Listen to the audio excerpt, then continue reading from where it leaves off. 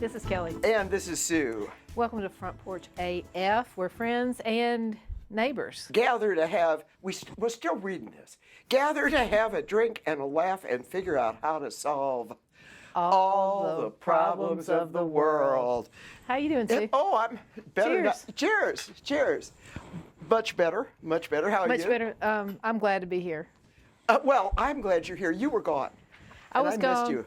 And last night we had, one of our really crazy March storms, and coming off the ice storm, I think everybody I talked to kind of had post-traumatic stress situation going on, right? So but our show today is going to cure that. That's going to cure. Yeah, I think it's going to bring us back. Because we've got, yes, it is about neighbors, but this neighbor's pretty cool. Okay, we are going to talk about, we are in Nashville, Tennessee, Music City, USA, filled with musicians who come here. But what about a musician who's been here all his life and really is a musician in Music City? It's Cory Younts. You probably know him best from Old Crow Medicine Show, but he has other things in his past. His past. And we're going to talk with him about that. But first, drink of the day. Drink of the day, I'm having a beer in my rainbow koozie. Like, I can't hardly get away from this, right? She's having a beer. Surprise. Miller Lite in the bottle. Surprise. Guess what this having? is? Vodka gimlet. Surprise, of course. surprise. Breakfast of champions. We're not having breakfast. If you get up at 5 o'clock in the afternoon. Okay. Yes, this is 5 o'clock in the afternoon. And then we have neighborhood notes. You can go first because I've got a bunch of them, and I've got so many that I have to get rid of some. Okay. Okay, so you go ahead. Well, I'm enjoying the second coming of winter. And knowing it's only going to last You're about a liar. 24 you're a liar, more hours. You're a liar. Praise Jesus. Oh my gosh, it's crazy. We were at 80 yesterday and we're at 34 today. Yeah. It's nuts. But I'm glad that that's going to be over. What else? So I do have this really, I was in San Francisco last week, and our good friend Nikki Bloom was like, I was close to Berkeley, which is where she grew up, and she's like, go to Berkeley? Berkeley. Okay. Berkeley. I'm sorry. You and my voice to text, y'all can't understand anything I say. But she said, go to Gordo's and grab a burrito, because I was at a point where I had a break, and I was like, okay, I'll do that. I walked down there.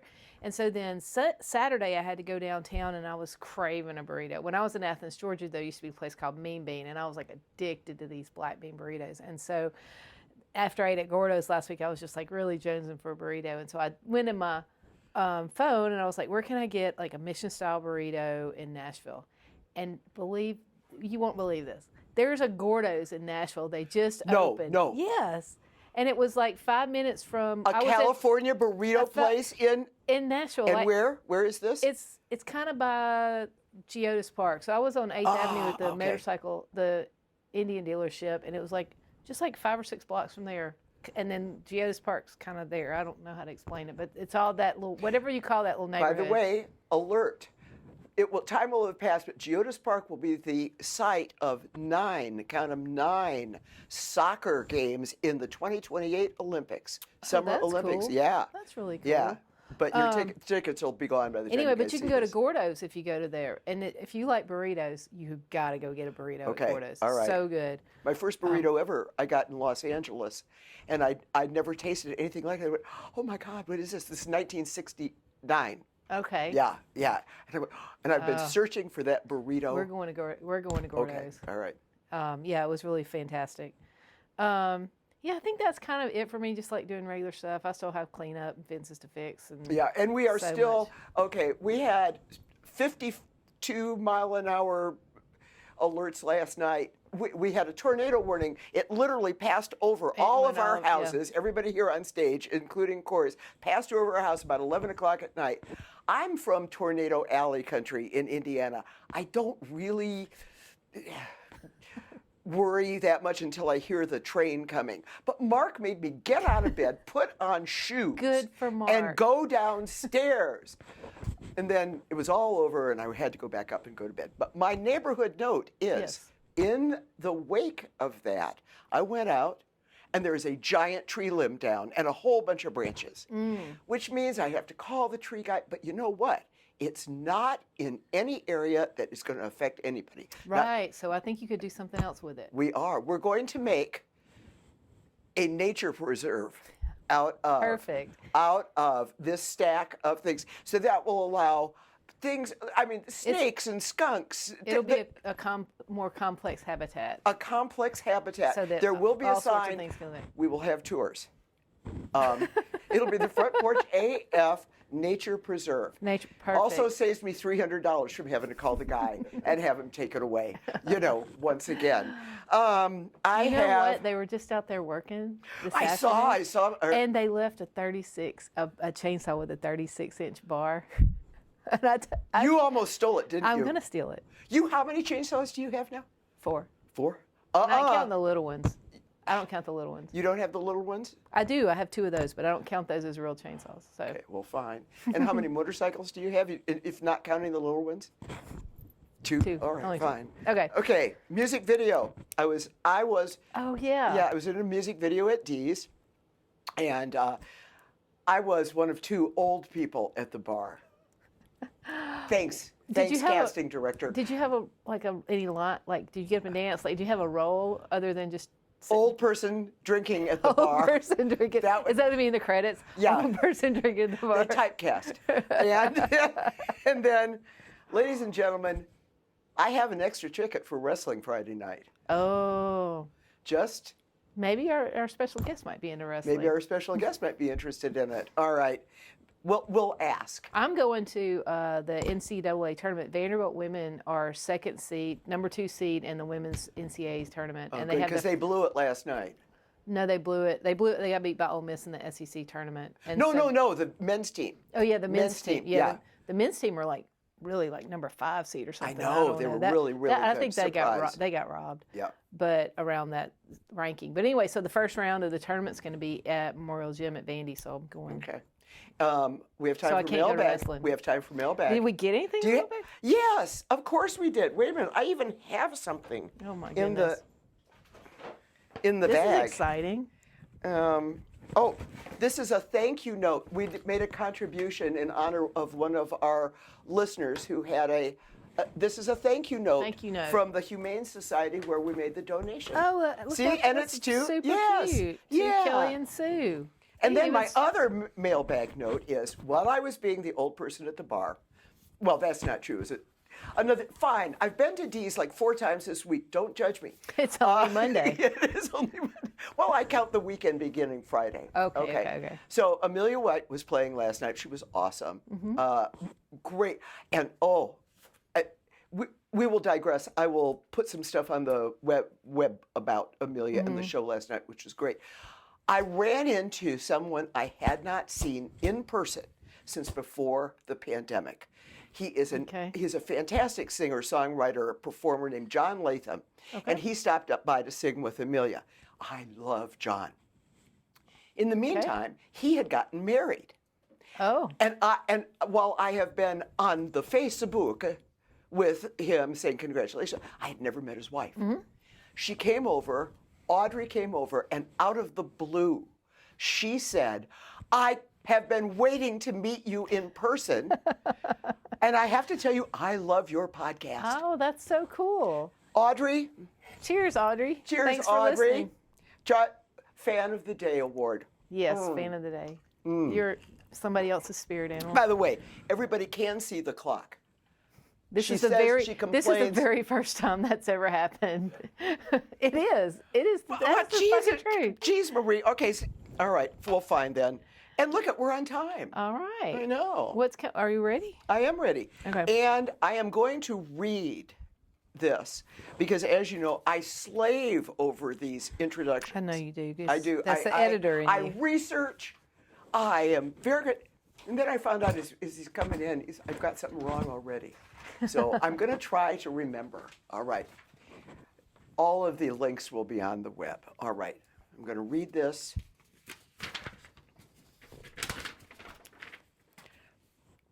Oh, it's on the next page. Are you okay? Never mind. Are you doing okay over there? Next page anyway. All right. Do you need my notes? No, they're not in your notes. Okay, I met Cory Younts several years ago at Dee's Lounge, at our neighborhood bar. Cory is a multi-instrumentalist and vocalist with Grand Ole Opry members' multi-platinum Grammy-winning Old Crow Medicine Show. Old Crow is an old-time, fiddle-driven Americana bluegrass roots country folk string band, the most joyful string band you will ever hear. Immensely popular, and I mean rock star popular. They have been together for almost 30 years, starting in bars and now playing arenas and cruises, but we'll talk about that later. Cory has been a member of Old Crow Medicine Show since 2013 or maybe 2003. This is good research. When he played with them on the late beloved Mercy Lounge bar, he sat in with them one night. So see, Cory Younts didn't move to Nashville from somewhere else to play music. He grew up here, surrounded by music and musicians in the shadow of the Grand Ole Opry. His dad, both of his parents in the arts. His mother is a dancer and his father is a musician. His dad played drums with Mel Tillis. Before Old Crow, Cory played with bluegrass guitarist Jack Lawrence. He worked with Jack White in the studio and at festivals, and he toured with Justin Townes Earle, playing more than 200 shows a year. But in his heart, he always wanted a tour bus. Yes, and now he has one. So, welcome to our front porch, Cory Younts, neighbor, musician, drinker. Hello. Hey, Cory. Hi, cheers. Cheers. Cheers. Good to see Thanks you. for having Cheers, me, y'all. ladies. Thanks for coming. Really. You bet.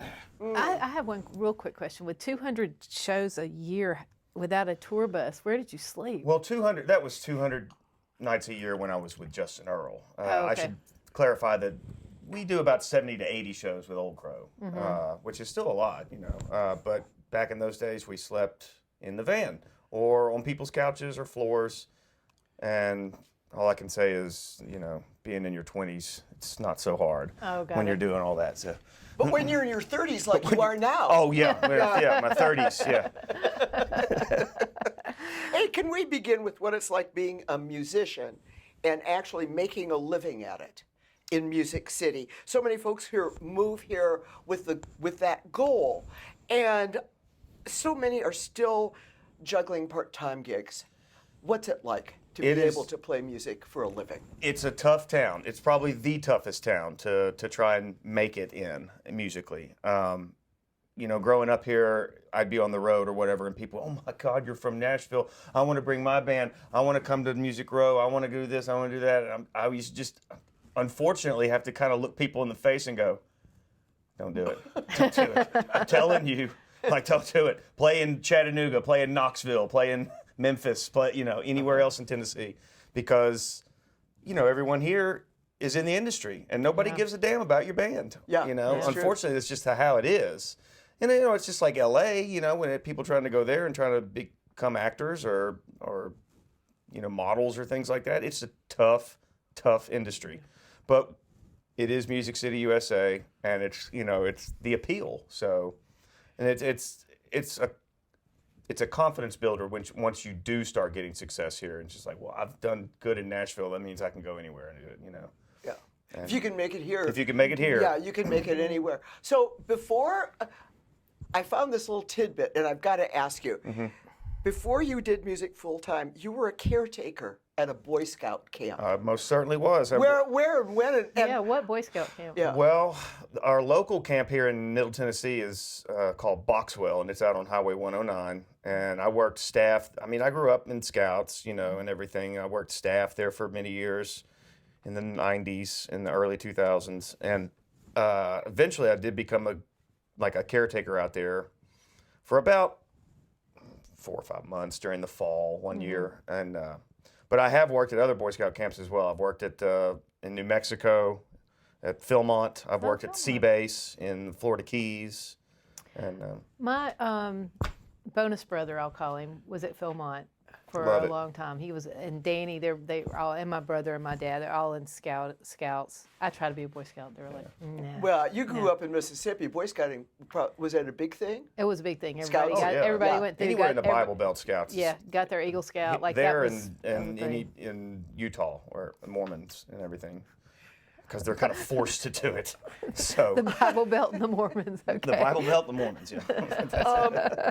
I want to find out do you remember when you realized that you could work as a musician and make a living and didn't have to do anything else? And how did that feel? It felt, again, like full accomplishment of just what I wanted to do. And, and my father, of course, really didn't want me to do music just because he knew what a hard time it was. And he had gotten a little cranky in his years in the music industry. He worked for Mel Tillis and Nat Stuckey and other artists as well, but mostly with Mel, and very successful. And then about when I was 1 or 2, he kind of got off the road, became a booking agent for Merle Haggard, Waylon, all the Tillises, Asleep at the Wheel, many, many artists.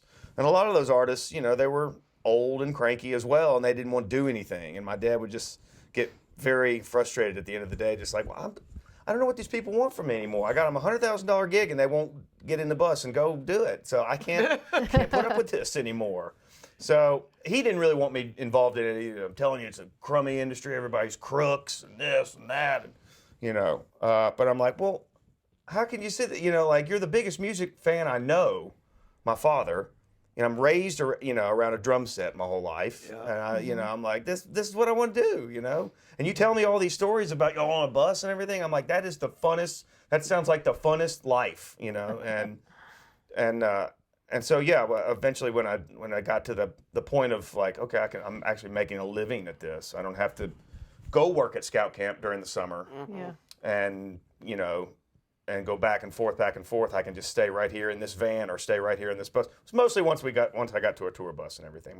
When I started working for bigger acts like Old Crow and Jack and things like that, and you just realize like this, I did it. That's awesome. I don't have to go back to work at the lumberyard. Living the dream. Living you the really dream. Are.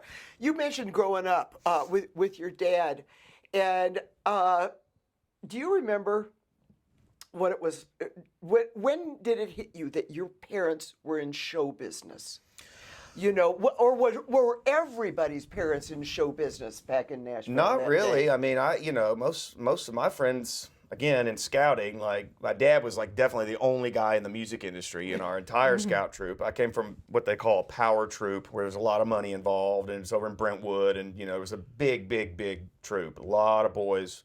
About 60 to 80 at times. Wow. I know it was back when scouting was very big in the 90s, but most of all the other adults, scout leaders and everything, were doctors or lawyers or engineers, a lot of engineers, that kind of stuff like that. But they loved my father because he's just funny, and he was in the entertainment industry, and it was just different. He was just funny, and he just made everybody laugh all the time, and that was something that I always wanted too. I was just like, my dad is one of the funniest guys, and all his friends, some of the funniest damn people I've ever known.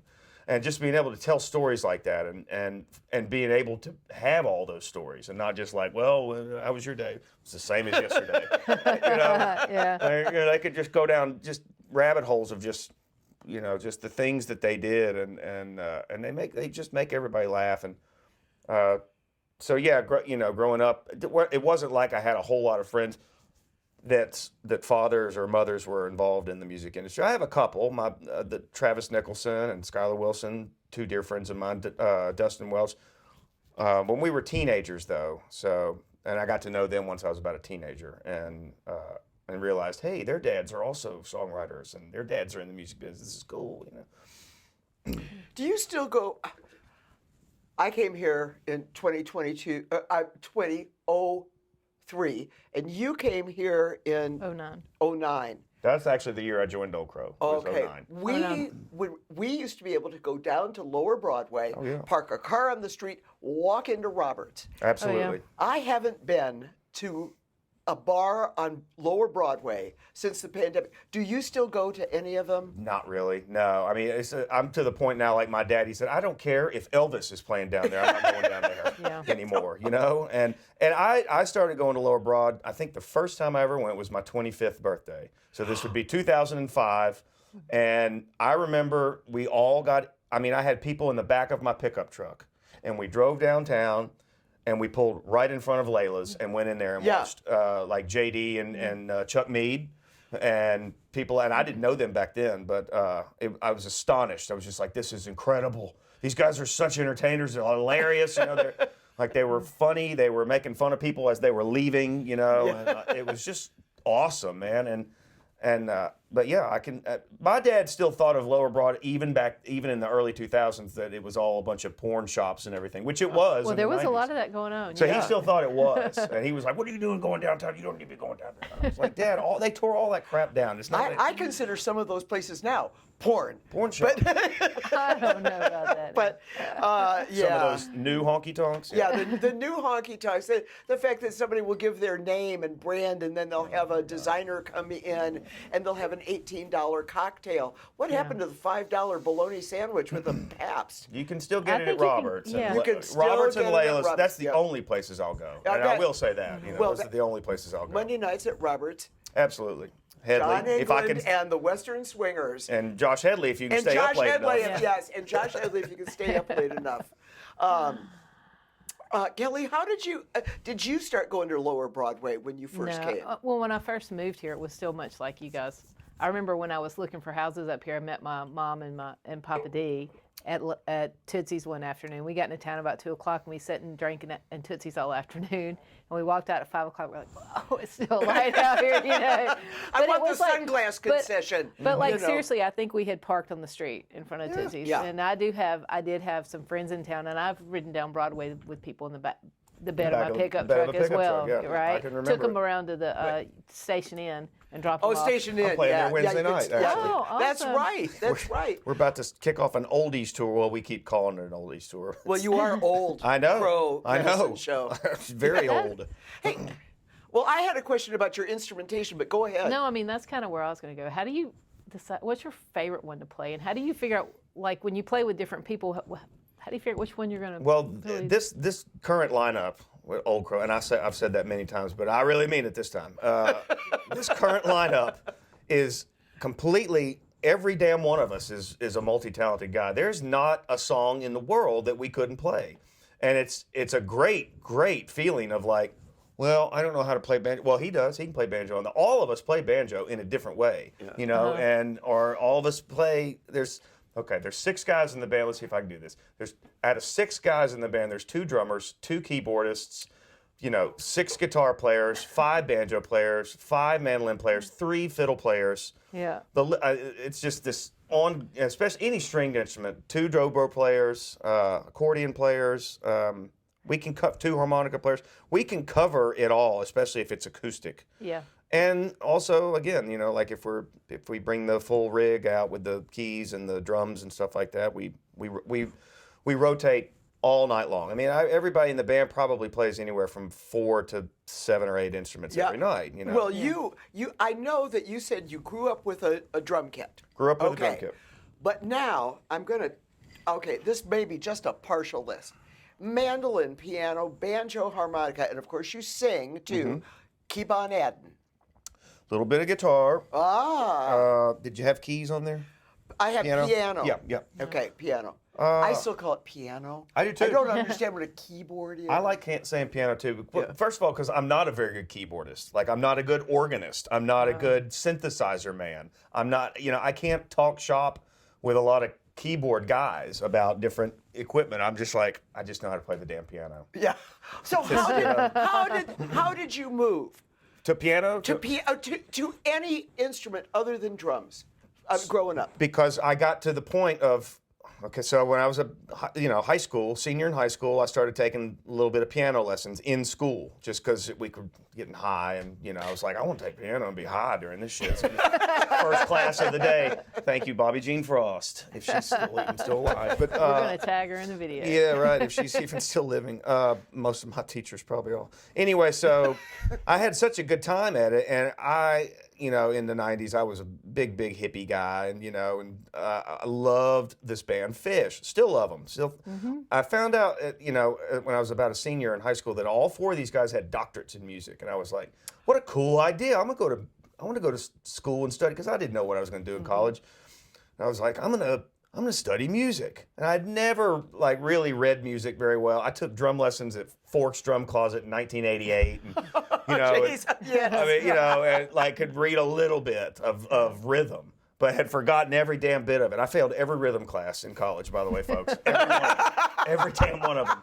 And but I Where'd you go to school? MTSU. Okay. Didn't quite graduate, but I lived in a damn dorm for 4 years.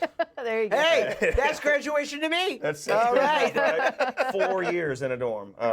Okay, so you got onto music, and then you went to keys. Went to keys, and then and eventually why is kind a of. harmonica the hardest instrument? It's to not do? that hard. It's not that hard. You just got to play One cross note. harp. Play cross harp, yeah. One note. I picked up the mandolin along the way in college. Started a little group with two of my other friends who I mentioned earlier, Dustin Welch and Travis Nicholson. We were called the Swindlers. And we used to play in Murfreesboro. And then around that time is when we met Justin and Towns Earl. Justin Towns Yeah. Earl. And we had a little kind of a jug band, kind of very old. We were busking. We were going down to dance in the district back in those Oh days. God, yes. Standing in That the was- district. They still did that. Yeah. But, I'm sorry. I'm sorry, sound man. I just whacked my microphone. Easy over there, Sue. It's not the first time you've done it. Won't be the last time. So we met Justin around that time, and we didn't have really any songs. We were just playing old jug band stuff, very Old Crow-like. And we knew Old Crow around that time too. We're talking 2000, 2001. They would be downtown busking. We would be downtown busking. We were friends with them. But we didn't really have any of our own material. We didn't really write that much. And so when we met Justin, he had all these great country songs. It was like, this is great. Can we be your band? And that's kind of how we joined forces with Justin. That's pretty cool. Yeah. And he came along. He just had all these songs. It was great, and it fit. It just worked great. Couldn't have asked for a better lead front man for us. Who listens to the radio? I try to. I used to love radio, and it's just so. I mean, like WMOT and stuff like that. Yeah. I love WSM. And I miss Eddie Stubbs every day that I turn it on, and I don't hear his voice. It's just not the same anymore. But we all love Eddie because he's such a traditionalist, and he knew more about. He was a freaking historian, and you just you can learn something every time he talks. Like I would tie my shoes different if Eddie Stubbs told me how to do it. Right. Hey, speaking of, okay, go ahead. I'm sorry. I have a question about Old Crow. You guys have people come and go, and you have kind of this orbit of what's rotation the secret? What's the secret? I don't. There's a little magic in there somewhere. This element of rotation here lately over the past, I'd say 5 years, people coming and going, and it's very strange. I don't understand what happens. It's not that we kick anybody out of the band, really. I mean, it's people get a taste of it and then go, I'm going to go do my own thing. Some people have done that, and some people have gotten hired just because they're in our band, and they get bought out or stolen from us, poached, as they say. Poached, got it. And well, it's a stamp. I mean, you're talking about a Michelin star. Very if common. If you are a member of Old Crow Medicine Show, somebody. Absolutely. That's your resume. Absolutely. Right there. Even Dwight Yoakam, we had a guitar tech that we lost for a few years, and when he found out, who is this young kid again?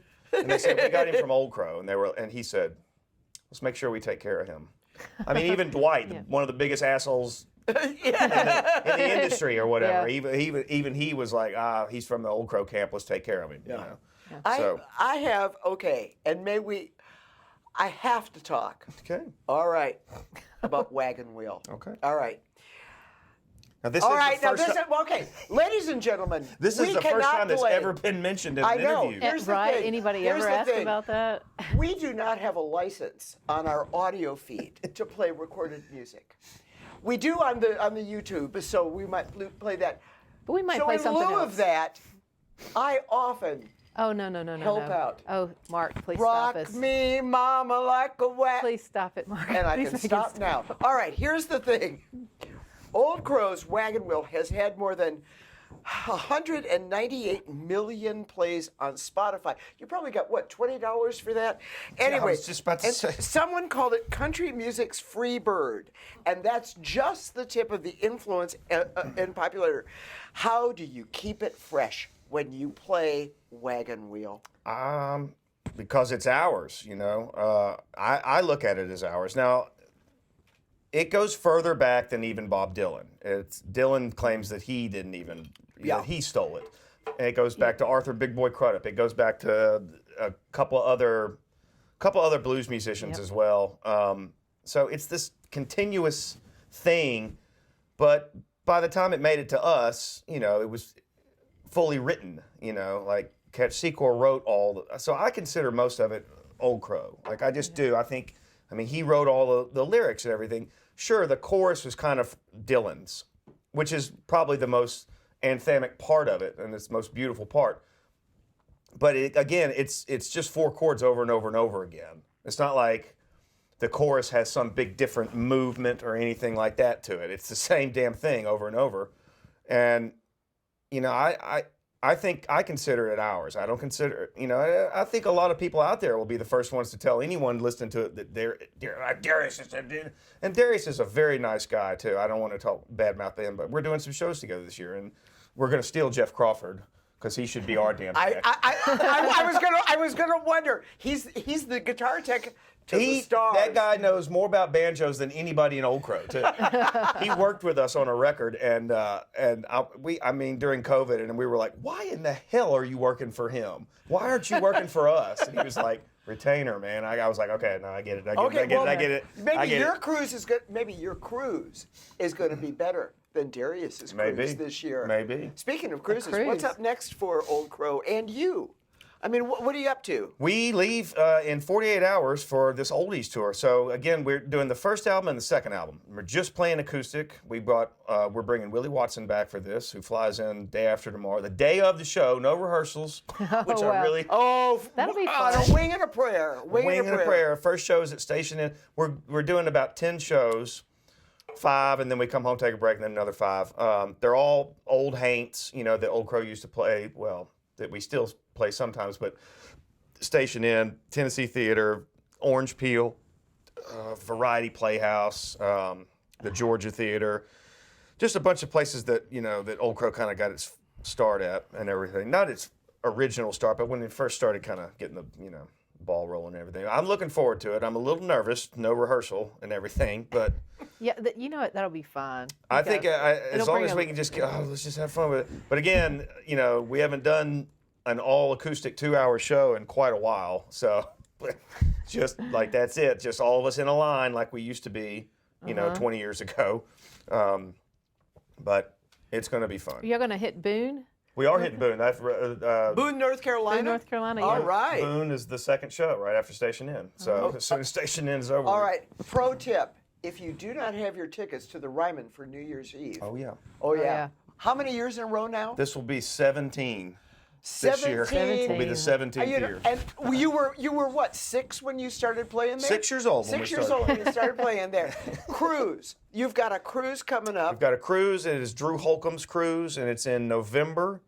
We also have, Links will be on the website. you know, a summer tour packed and everything. We just finished making another record. It should be out in June, I believe. So it's funny, we just finished making this record, and now we're going to play a bunch of old stuff. We're not playing it.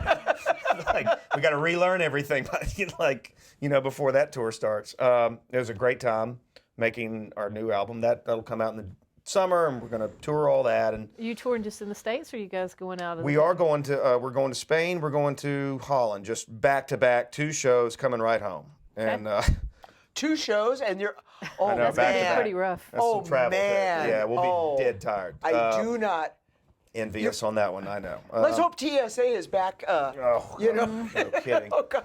But yeah, just one show in Spain, and then we go to Holland like as fast as we can, play another show, come right home. So it's a lot of travel for 2 concerts, but. Would you be able? We have to wrap this up. I understand. But would you be willing to sit around and do a little couple of minute bonus video of perhaps you noodling at some instrument that you might? Is there a piano? Yes, there is upstairs. Oh, okay, great. You I'll do bet. that. I You can do bet. that. All I can right. do that. All right. Oh my God! And this will be. We've never filmed. Oh, we did. We did. Me playing. We Blue filmed Blue Christmas. That Yeah. was that was an event. Okay. It's an event. So I'm the stay second tuned. one to ever do this? Next to the host? Yeah, fine. Okay, well, fine. Yeah. Ladies and gentlemen, I can't thank you enough. I can't Oh my thank God. you guys enough. Thank you. Oh my God, this has been such fun. Thanks, y'all. And he really is our neighbor. I mean, Yeah. like Yeah. around the 4 corner. minute drive. 4 minutes. 4 minutes. 4 minutes. What were you going? What Well, behind were you the- walking? 4 minute drive behind the, what do you call it? The guys picking up the debris. The That's probably debris. why it was 4 minutes. Yeah, that's what was 4 Oh minutes. my God, I don't think I have another. Oh, here it is. All right, so the first thing that we're going to do is do our wrap up. Okay. You ready to wrap up? Do I stay here for this? Or Yes, You can sit yes, right you here do. while we do Oh, you that. can do whatever you want. Okay. You're You Cory can stand Younts. up and You you can stand up and Oh, dance while we do. You take me to D's. You realize I didn't go to D's on a Monday because I didn't want to be drunk when we filmed. I felt the same way, but I See, was like, the sacrifices. Oh, because we you're make. missing Monday afternoon at D's right We're, now. we're missing Monday afternoon at D's. Do we still have time? we totally have We're time. going to wrap this up real quick. Anyway, I have to go back to work. yes, she does. You have to go back to work. I have a 6:30, 7 o'clock meeting. I was Y'all gonna can't- say, it's 6 o'clock. Oh my God. All right. We are going to, okay, here's your positive action. Follow the D's Snack Friday Cookbook on Facebook. It benefits Safe Paw and Southern Harvest. This is for you Okay. to take home to your better half, Natalie. Absolutely. And tell her, submit a recipe. You got it. You Okay. can submit a recipe too if you have You one. Y'all could. must have some really great road snacks. Yeah, road snacks. Absolutely. We Okay. need a lot of- road snack section. A lot of Road snacks. That's pretty good. I'm going to do that. That's pretty good. Okay, Yeah. road There's snacks. a lot of flat meat on our bus. We've lived pretty cheap. A lot of people go out there and they blow all their per diem and stuff like that on a lot of groceries and everything. Yeah. We eat pretty cheap, which is, I recommend it. If y'all can eat a bunch of ham and turkey, just you'll There come you home go. with all There your you money. go. There you go. Or you can spend it on catering and all that. You know. You could spend it on catering. What do we got coming up, ma'am? We have all kind of things coming up. We're gonna have, we're having more show after this. We have more shows and And okay, here's the clue because she hasn't nailed down the next. no, I guest. have nailed down the next. I haven't nailed her down. We don't have her scheduled, but we're gonna have the chair of the Tennessee Democratic Party coming. That's right. awesome. Yeah. Pretty excited. She's a pistol, and I cannot wait to have her on here. Okay. she's Killer. great. And by the way, here's another pro tip: if you're coming to Nashville, and we were talking about going down to Lower Broadway. Mm-hmm. There are lots of other places in Nashville with music. Absolutely. And one of the places to find out about that is our friends at 4 Madison Weekly. It is a newsletter, and they are also on Instagram. We will have the link. The numeral 4 Madison You need Weekly. to be careful. You're throwing gang signs. I am. think. Oh my God. Right, that's- Anyway. Anyway, and also, yeah. and they promo us, bless them. Bless their But heart. lots of great music that happens outside downtown. right. That's where the best music is. Okay, now, Now, all right. So look for us on all the socials except for. come on.